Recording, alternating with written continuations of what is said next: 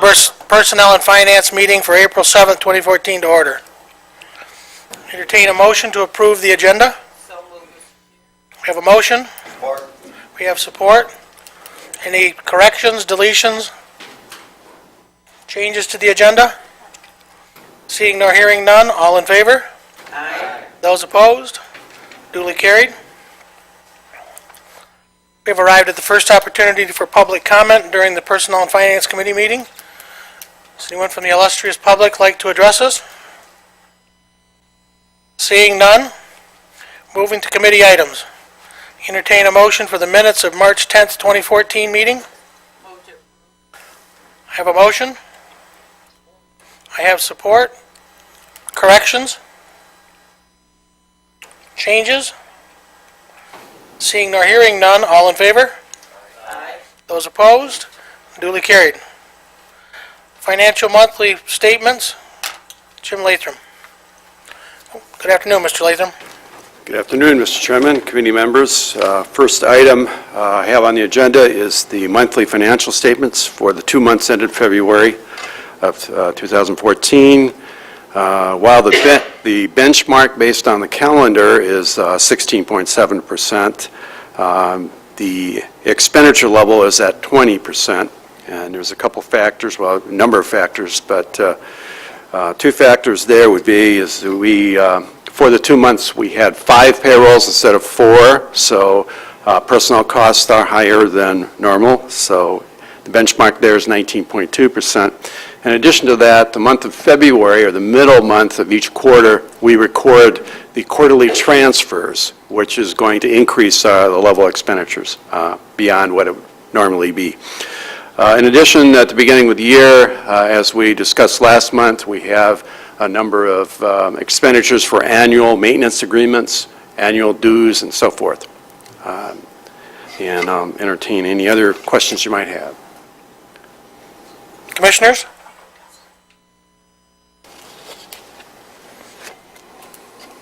We received this.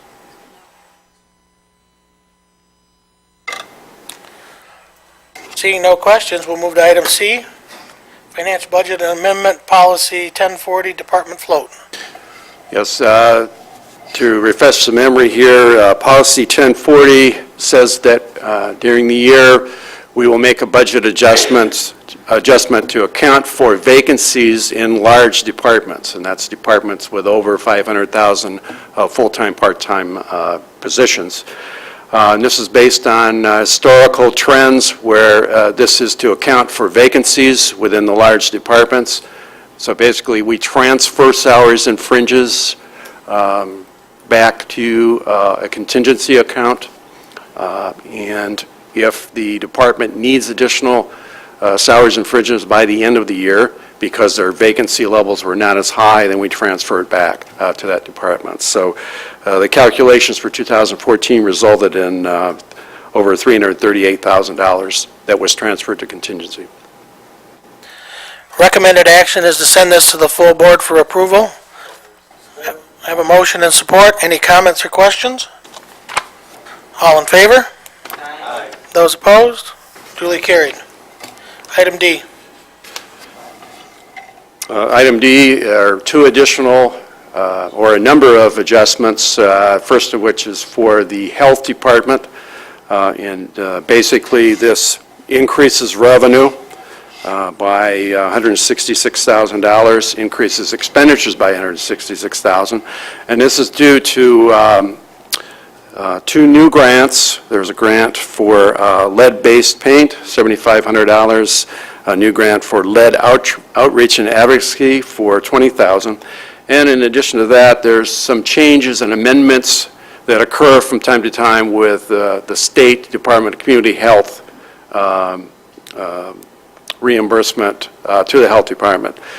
And so the result of that is the increase to revenue and expense. The other adjustments really, as the Health Department goes through the year, there's always a difference between what was budgeted and how actual time is allocated because they change individuals and so forth. So that's why there's multiple pages of adjustments.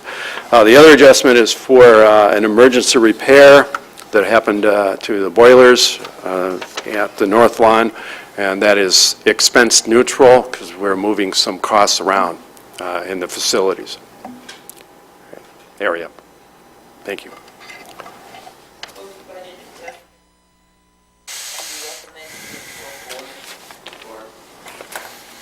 I do have a question on that of the administration. Your recommendation is that these approval of this amendment will take place at this time, or does it go to the full board? Okay, thank you. Thank you for the clarification. Motion to direct to the full board has done by Commissioner Mahoney. Any questions? All in favor? Aye. Those opposed? Duly carried. Thank you, Mr. Latham. Item E, retirement drop list. For your information. Any questions of the administration on it? Seeing none, Health Department authorization for full-time public health nurse.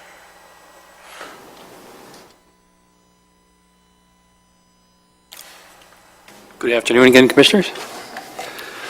Our first request is for the MIHP program, and as we described in our staff report to you, this program provides services to pregnant women and infants eligible for Medicaid. Services include public health nursing, social work, and nutritional counseling. In addition to the ability to bill Medicaid for the services provided through the MIHP program, we're also eligible to receive approximately $250,000 to $300,000 on an annual basis in Medicaid cost-based reimbursement as well for the visits that this staff person would make in the community. And we're hoping that you'll be willing to support increasing our staffing in this program by one full-time public health nurse. We're seeing about a 60% increase in referrals to the program since the Center for Family Health closed their program a couple of years ago. We've had a 25% caseload increase from June 2012 through December of last year, and I anticipate we're expecting additional growth in this program as a result of Medicaid expansion. So we're hoping that you'll support us in this request. We do feel that we have a way to completely cover the expense without impacting the general fund. Commissioner comments. Commissioner Elwell. My one concern was, well, what you've mentioned, that Medicaid expansion and the cost of that being pushed down to us, but by reading the document, you're confident that the revenue will be there for it, and I assume also that somebody's going to monitor that closely to make sure that is the case. Yes, absolutely. And if it turns out that the revenue is not there for it, then we would anticipate terminating that, I assume. We would certainly have to make some adjustments, and it could include that. Commissioner Mahoney. Thank you.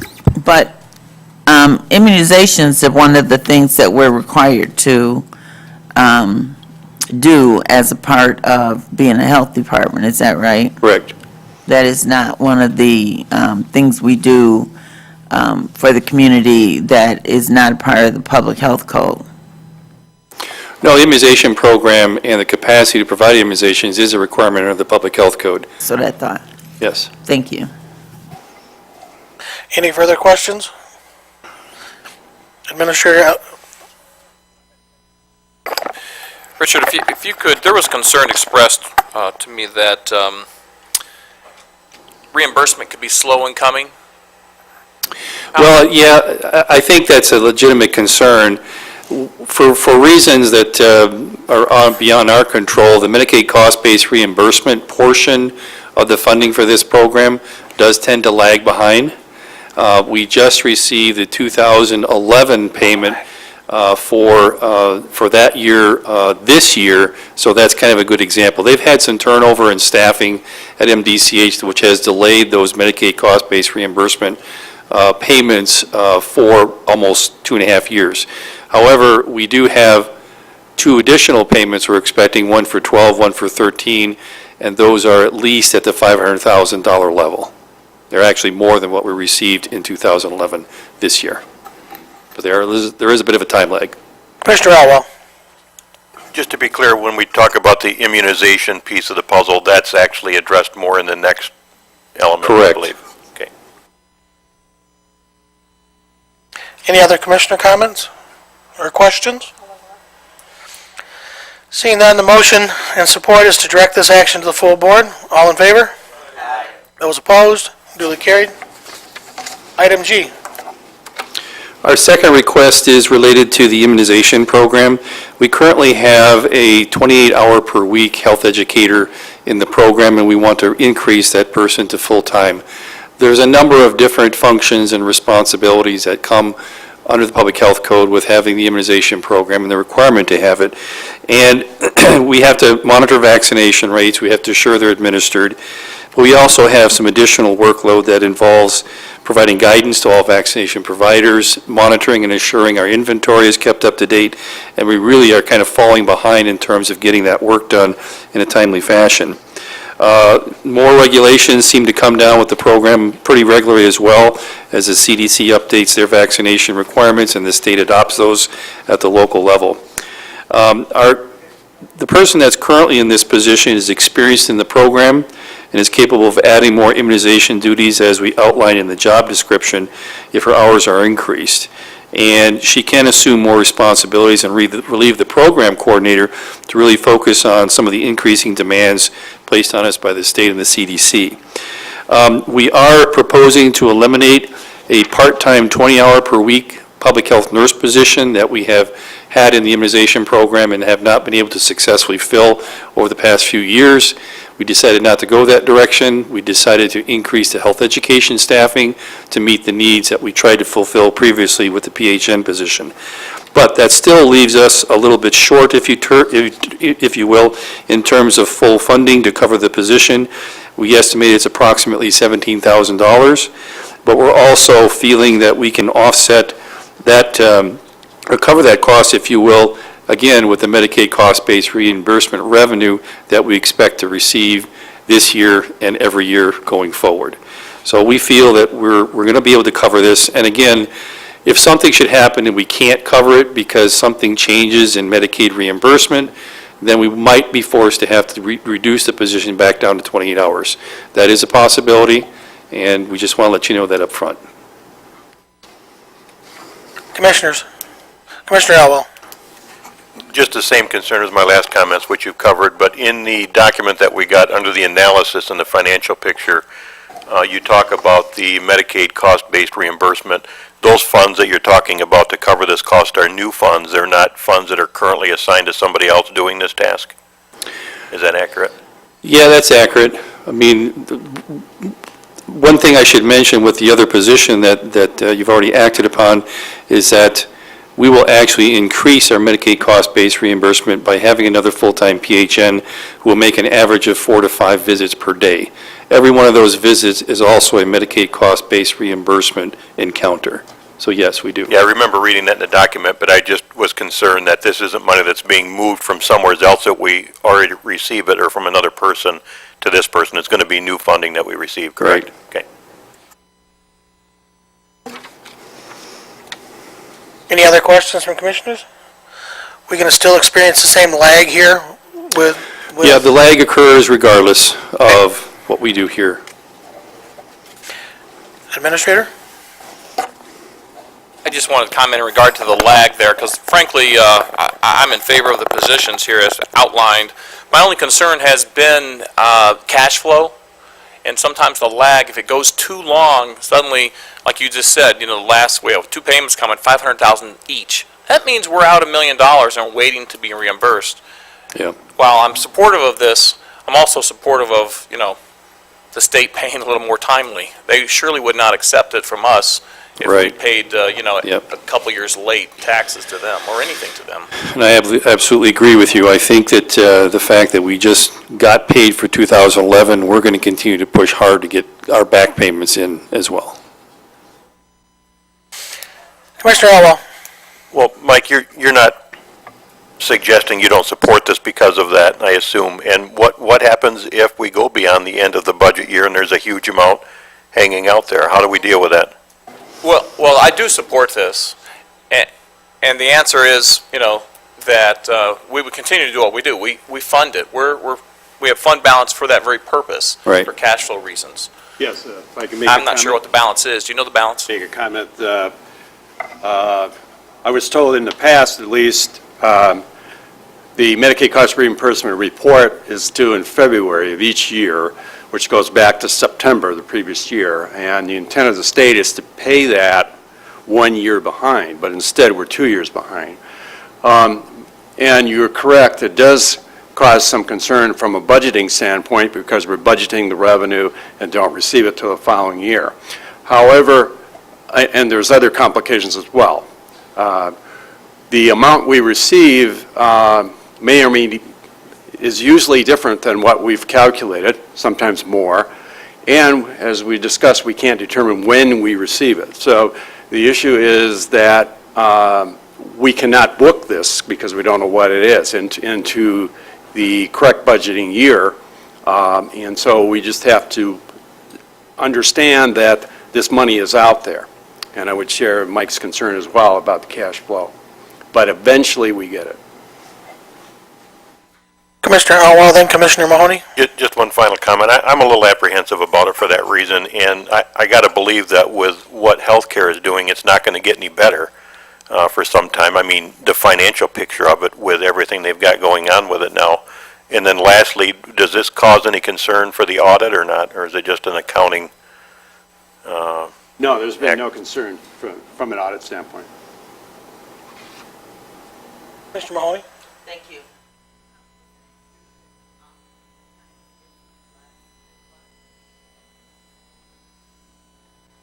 It can be, yes, more or less, but not significantly different than what we submit. Again, the reports are submitted and there's an individual or individuals that review it at the state level, and there was turnover at that position, so I guess they had to start over. We were told that this money was coming back in November, but did not show up until recently. So that's just part of the state that we have to deal with. Any other commissioner comments? So then I would think it would be appropriate if we have a casual conversations with our legislators, we should make them aware of this delay and how it's affecting our cash flow. I have a motion and support to direct this to the full board. Oh, no, I don't have a motion. Move to recommend. I have a motion. I have support from Commissioner Lechka. Any further commissioner comments? We move this to the full board, please. All in favor? Aye. Those opposed? Motion carried. Thank you. Facilities, lease renewal for Jackson Remote Control Club.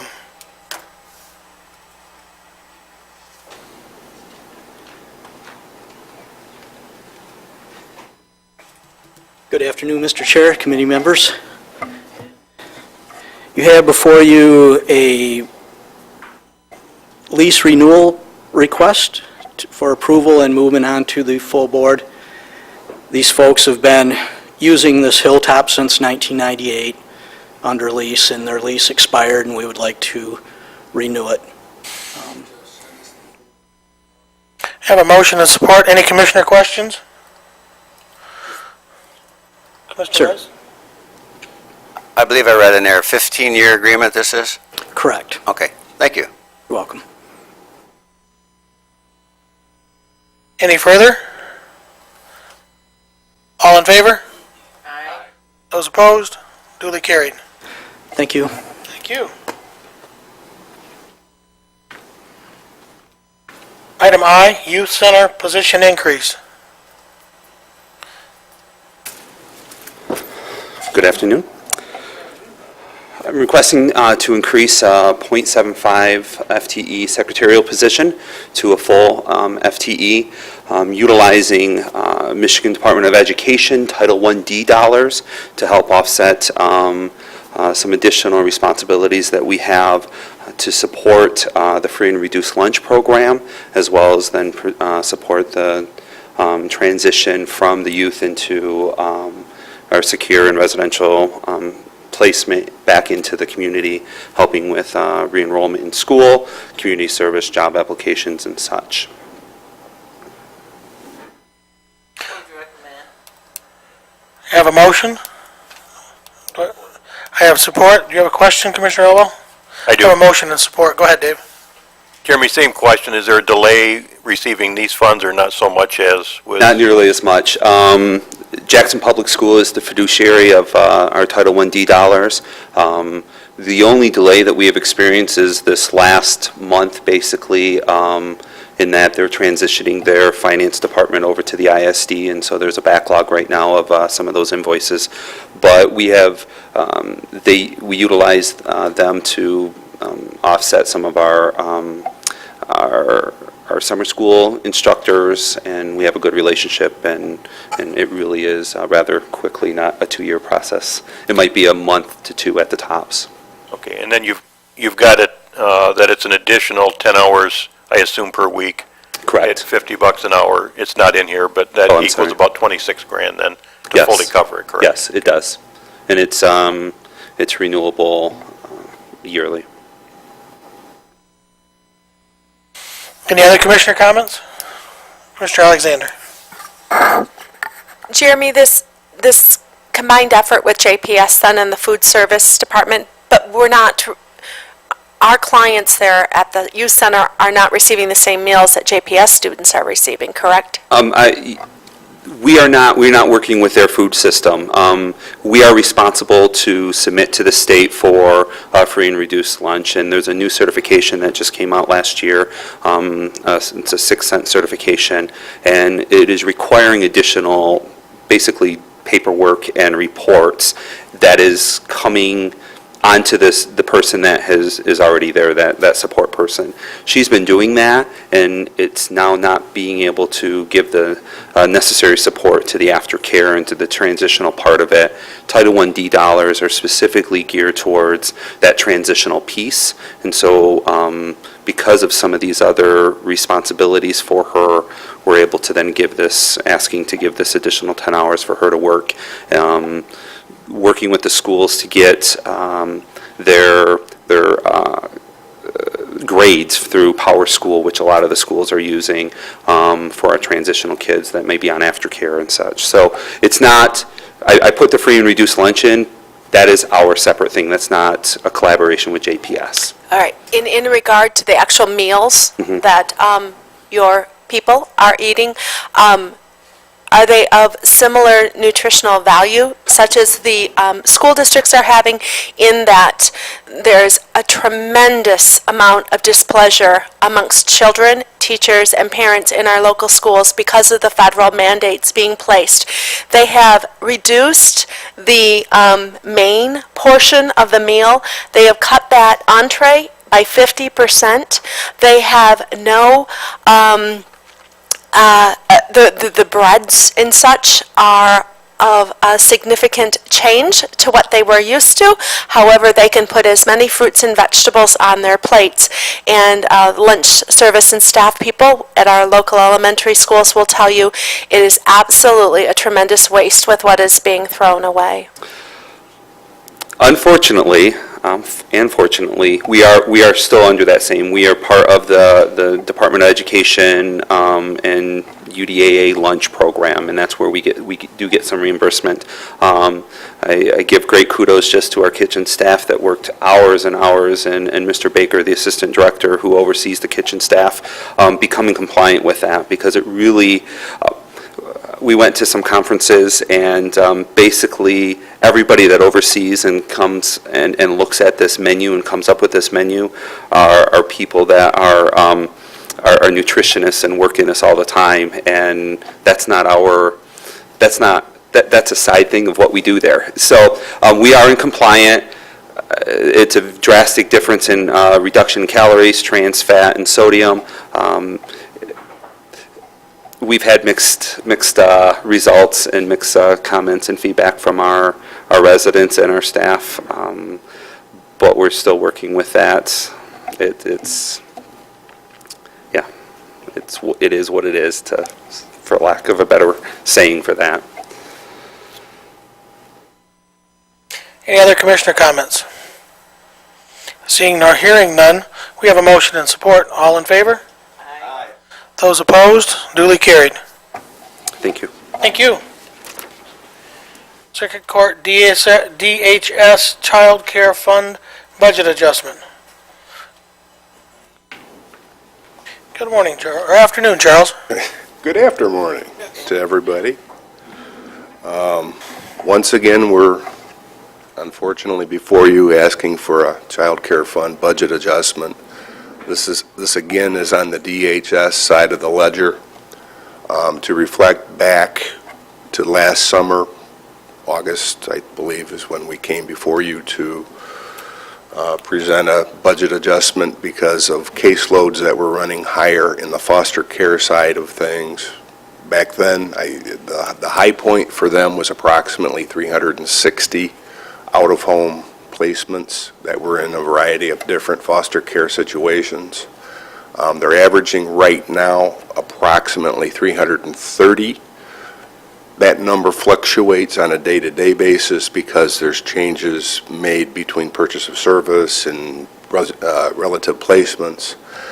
One thing that's a little different from the time that we were before you last year is some of the removals that were done were large sibling groups. Recently, you've read, and I'm not going to use anyone's names, just within the last week to 2 weeks, there's been several articles in the CITPAT dealing with some of the cases on the criminal charges being brought for sexual abuse that involve some of these same sibling groups. What's happened is when DHS authorizes a removal, brings it to the court concurs, they try to meet the needs of the kids with the foster care placement, with the least restrictive all the way up to meet the needs. Several of these groups had needs that were well beyond the available relative placement options and other options that they currently have at their disposal, and they had to put them in residential placement. It could be for psychological, drugs, but there are severe abuse outcomes that require a much more intensive placement. At its high point, it was somewhere between 16 and 20. It's currently sitting at 11. Just for the month of February, I believe the number that they had just for those 11 kids was $89,000 for that month. Now, we do get a 50% reimbursement on that, but when you look at their budgeted amounts per annum, that's far exceeding what they have. So the request for an additional $700,000 is based on where they see themselves now and trying to project out for the remainder of the fiscal year. It nets out to an increase of $350,000, but we have to adjust it, request an adjustment for $700,000, but we do get $350,000 back in reimbursement. Zoe's not able to be here today. I'll try to answer any questions from their side in a court function that I can. Need a motion to direct this to the full board? We have a motion? And support. Any commissioner questions? Commissioner Mahoney? Charles, do we see? I wish I had a good answer for that, Commissioner. Based on what I'm seeing right now, no. Because every day it seems like our community is having some very bad situation involving a family. And we have not seen any, although the number of kids that are in foster care has gravitated down for the period, the number of those very expensive placements because of those situations hasn't. I wish I had, a crystal ball to say that in 6 months I see this down. There's no way to know that for sure, but I would say based on the history that we have within the last 2 fiscal years, I wouldn't say that. I wouldn't put money on it. Commissioner Rice? I'm sure this has been asked several times in the past, but is there any kind of studies, any kind of research, anything being done that has identified, and I could throw out a lot of reasons why I believe this is happening, but is there anything out there where there's being proactive intervention done to slow down this type of thing? And again, I think we all up here could throw out a lot of reasons why we believe it's happening, but do you have any thoughts on that? You know, if there was a one cause cure methodology, but so many of these things involve very complex social issues. You know, it goes back to home life, having a mother, father, and we have some really sick individuals out there. It just seems that we've had more than our fair share of those. Back to the prevention, I think that the more that we can do early, and that's looking from elementary school all the way through the system, anything we can do ourselves to promote good, healthy families. Unfortunately, we do have some very savory folks who take advantage of kids.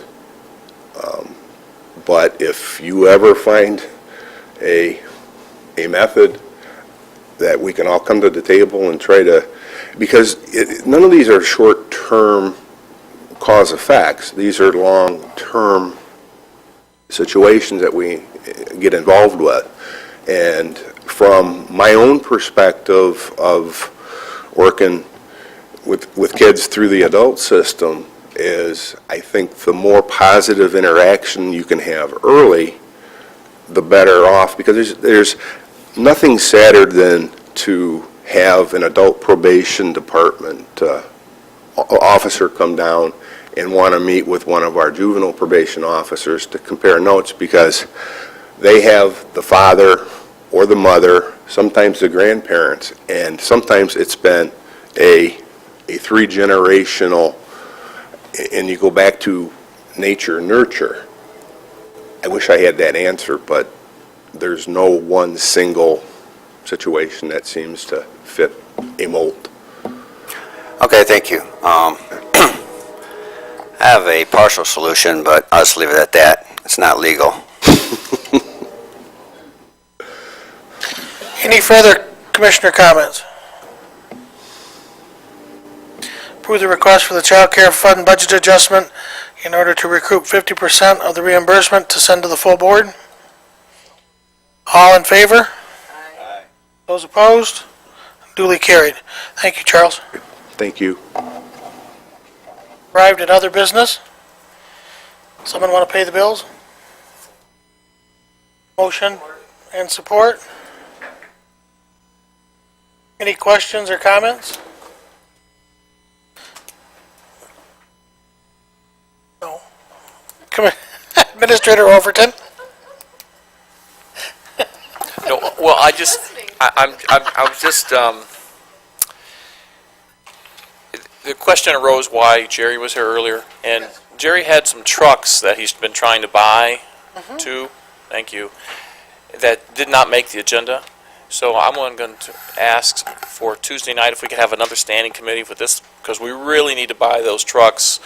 Right now, he's using the very large trucks for fixing potholes.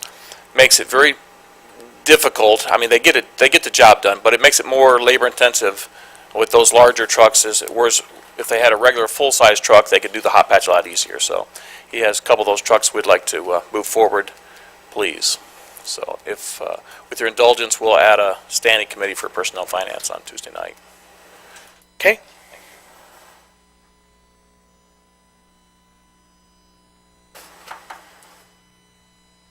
We paid the claims, did we not? Any, you have other minutes before you? your May reporting schedule. We've arrived at the second opportunity for public comment. Seeing none. Okay, I've been told by the clerk that we need to go back and vote on the claims. All in favor to forward? Aye. Opposed? Duly carried.